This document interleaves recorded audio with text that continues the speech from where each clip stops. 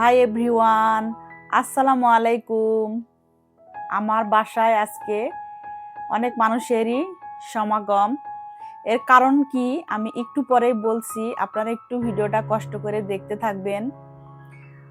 তো সবাই মোটামুটি রেডি হয়ে চলে এসেছে আমার বাসায়।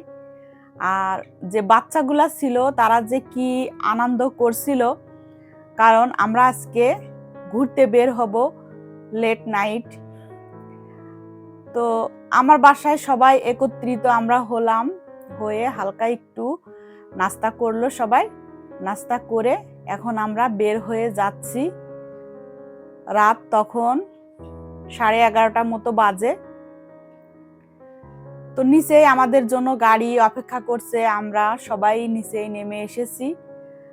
গাড়ি বলতে আমরা একটা মাইক্রো নিয়েছিলাম, আমরা বাচ্চা কাচ্চা সহ প্রায় 13 জন ছিলাম, প্রায় না 13 জনই ছিলাম আমরা। তো আমরা আবার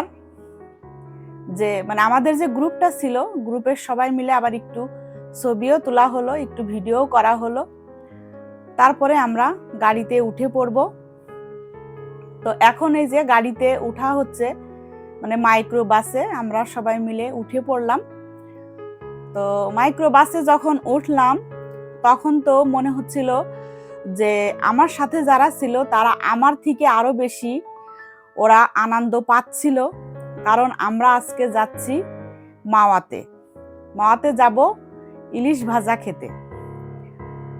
তো রওনা হয়ে পড়েছি। আর এই হলো মাওয়ার রাস্তা। মাওয়া যেতে যে রাস্তাটা এত সুন্দর, রাতের বেলা বিশেষ করে এখানে আসলে মনে হয় কি যে দেশের বাহিরে আছি, রাস্তাটা দেখে আর কি এরকম লাগে, এরকম ফিল হয়। তো আমরা চলে আসলাম শখের হাড়ি রেস্তোরাঁয়। এখানে অনেকগুলাই রেস্তোরাঁ আছে, তো এর আগেও আমি এখানে খেয়েছি, তো এখানকার খাবারটাই আমার কাছে ভালো লাগে। তো আমরা চলে আসলাম প্রায় রাত 1টা বাজে। তখনকার পরিবেশ দেখেন, কত মানুষ এখানে, মনে হচ্ছে না যে রাত 1টা বাজে। তো আমাদের মতো আরো অনেকে এসেছে, তারাও এরকম গাড়ি নিয়ে, প্রাইভেট কার নিয়ে, মাইক্রো নিয়ে, সবার একটাই উদ্দেশ্য, তারা মাওয়া ঘাটের ইলিশ খাবে, ইলিশ ভাজাটা। আমার এই ভিডিওটা আমি 3টা ভাগে ভাগ করেছি, 3টা ভাগে আমি ভিডিওটা ছাড়বো, কারণ এক ভাগে ছাড়তে গেলে ভিডিওটা অনেক বেশি বড় হয়ে যাবে।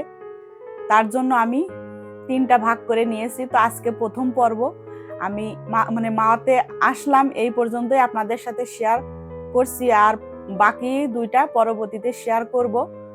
ইলিশ মাছ ভাজা খেয়েছিলাম, কেমন লেগেছিল, দাম কত ছিল, তারপরে ওইখানে ছোট্ট একটা মেলার মতো ছিল, সেখানে ঘুরেছিলাম।